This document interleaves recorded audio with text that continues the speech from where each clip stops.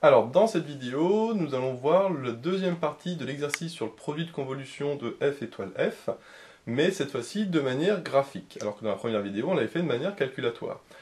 Donc on rappelle ce qu'on avait vu dans la première vidéo, on avait la fonction f qui est la fonction porte entre moins 1 et 1, donc qui vaut 1 entre moins 1 et 1 et 0 sinon, et on avait calculé f étoile f, et on avait trouvé que ça faisait la fonction triangle entre moins 2 et 2, qui allait jusqu'à 2, on peut écrire de la manière suivante, donc c'est 0 si x est inférieur à moins 2 ou x supérieur à 2, donc c'est-à-dire là et là. Entre moins 2 et 0, ça vaut x plus 2, une fonction affine, et entre 0 et 2, ça vaut 2 moins x, une fonction affine décroissante. Donc ça, c'est tout simplement la traduction mathématique du graphique qui était ici. Donc c'est ce qu'on avait vu dans la première vidéo. Et bien on va voir dans cette deuxième vidéo qu'on peut retrouver exactement le même résultat, mais de manière graphique, puisque le produit de convolution peut très bien se voir de manière graphique. Mais on va voir que c'est de manière dynamique, puisqu'il faut faire bouger une fonction. Donc ici on a fait avec f étoile f, donc f avec lui-même, mais bien sûr le principe est exactement le même avec une autre fonction g, donc si on avait fait f étoile g, hein, le raisonnement que je vais montrer est exactement le même.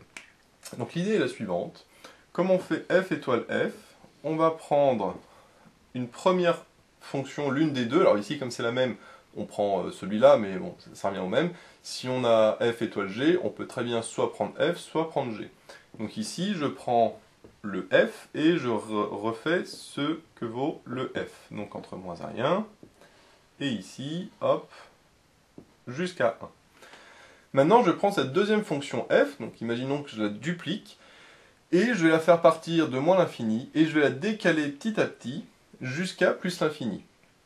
Donc ici j'ai 0, en fait on va prendre un nouveau x qui sera le centre mais décalé. Donc par exemple si je mets ma fonction ici, alors c'est pas à l'échelle mais c'est pas grave, hein. Si je prends cette fonction que je la duplique, le x que je vais considérer va être l'équivalent du 0 ici, et donc ce sera ici. Voilà. Donc ici, en gros, j'aurai x plus 1 et ici x moins 1, puisque je suis compris ici de 0 à 1 et de 0 à moins 1. Donc si là j'ai x plus 1, là j'ai x moins 1. Et quand je vais faire bouger mon x, donc j'ai tout qui va bouger, et à un moment, les deux fonctions vont se couper, et l'intersection, enfin l'aire d'intersection de ces deux fonctions sera égale à f étoile f de x. Donc là, on va faire d'abord les mêmes cas que l'on avait vu dans la vidéo précédente. Donc là, on a vu qu'on a 4 cas, et bien là, on va aussi avoir les 4 mêmes cas, mais on va trouver l'expression ici grâce non pas au calcul, mais au graphique, en calculant l'aire. Donc là, on a le premier cas qui est celui-là, c'est-à-dire quand le x plus 1, il est inférieur à moins 1. Quand x plus 1 est inférieur à moins 1, je suis dans cette configuration, c'est-à-dire que j'ai toute la fonction dupliquée, donc là qui est un f, mais un f virtuel, donc là qui est le deuxième. Toute la fonction qui est en dehors de la fonction porte ici, et donc l'aire d'intersection entre les deux vaut 0. Donc ici, ça veut dire x plus 1 plus petit que 1, ça fait x inférieur à moins 2, et à ce moment-là, comme l'aire d'intersection vaut 0, et bien l'aire, ça vaut 0. Et en effet, je retrouve bien quand x est inférieur à moins 2, ben j'ai l'aire qui vaut 0. Maintenant, deuxième cas plus intéressant, parce que ici c'est assez évident que l'aire vaut 0. Le deuxième cas plus intéressant, c'est quand j'ai le x plus 1, qui est par exemple ici, donc qui est dans l'intervalle, et donc x moins 1, qui est en dehors de l'intervalle. Donc là, si je refais, ça me donne quelque chose comme ça. Donc j'ai le x plus 1 qui est à l'intérieur de l'intervalle moins 1, 1, et par contre j'ai le x moins 1 qui est en dehors de l'intervalle.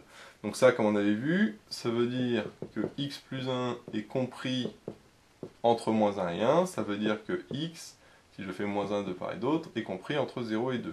On a vu que je pouvais mettre même supérieur ou égal, ça revenait strictement au même. C'est ce qu'on a vu dans la première vidéo. Donc quand x est compris entre moins 2 et 0, je suis dans ce cas-là.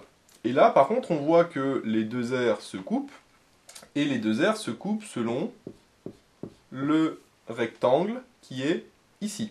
Donc j'ai le x qui est par exemple là, donc le x, lui, est en dehors du coup, alors on verra après pourquoi le x est en dehors, mais j'ai le x qui est ici. À ce moment-là, quand x est compris entre moins 2 et 0, donc je suis dans cet intervalle-là, et ben j'ai l'aire qui est ça. Alors l'aire, qu'est-ce qu'elle vaut cette aire? Et ben c'est un rectangle, puisque ici c'est deux rectangles qui se coupent selon un rectangle. Cette aire, elle vaut la longueur fois la largeur, alors on va dire la hauteur fois la longueur. La hauteur ici elle vaut 1, puisque entre 0 et 1 c'est 1. Et la largeur, et ben on voit qu'ici, si je remets, hein, ici j'ai le x plus 1, et ici j'ai moins 1. Donc là c'est les deux points qui sont ici, mais je les remets au-dessus pour que ce soit plus clair. Or, entre x plus 1 et moins 1, pour savoir la longueur, ben, je fais ça moins ça. C'est-à-dire x plus 1 moins moins 1, sauf que x plus 1 moins moins 1, ça fait x plus 2. Donc ça fait une fois x plus 2. C'est assez évident, hein. Si je fais la différence des deux, ça me donne x plus 2. Et donc, une fois x plus 2, ça me donne x plus 2. Or, l'aire correspond au produit de convolution, donc normalement, entre moins 2 et 0, ça vaut x plus 2, et en effet, entre moins 2 et 0, ça vaut x plus 2. Donc voilà un petit peu le principe pour calculer. Et on va voir que pour le reste, ça va être exactement la même chose.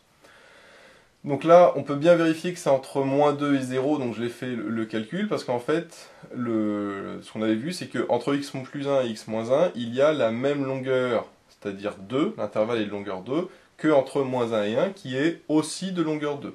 Donc le x, qui est le centre de l'intervalle, va, quand je vais commencer à être en moins 1, il sera en moins 2, et quand je vais être, par exemple ici, au maximum, je vais être à 0.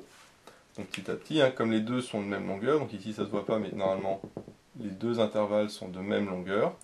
Donc je vais commencer à rentrer ici. Donc là, quand le x plus 1 va commencer à rentrer là, le x sera lui en moins 2. Donc ça correspond à l'extrémité ici. Et à l'inverse, quand je serai au cas extrême, c'est-à-dire quand le x plus 1 sera ici et quand le x moins 1 sera là, et ben j'ai le x qui sera ici et donc en 0. Et donc à ce moment-là, ça correspond à ce deuxième cas. Maintenant, si je continue à décaler, là cette fois-ci, à l'inverse, ce sera le x moins 1, par exemple ici, qui va se retrouver à l'intérieur de l'intervalle, et par contre le x plus 1 qui va se retrouver à l'extérieur de l'intervalle. Et à ce moment-là, si je fais ma deuxième fonction, ça me donne ça. Et donc j'ai le x par exemple qui se situe ici, hein, au milieu.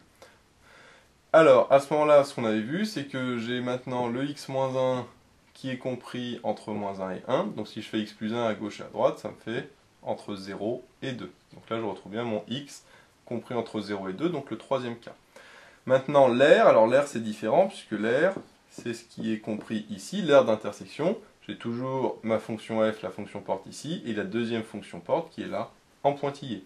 Et là cette fois-ci, l'aire d'intersection c'est ça. Maintenant c'est comme tout à l'heure, il faut que je regarde les bornes.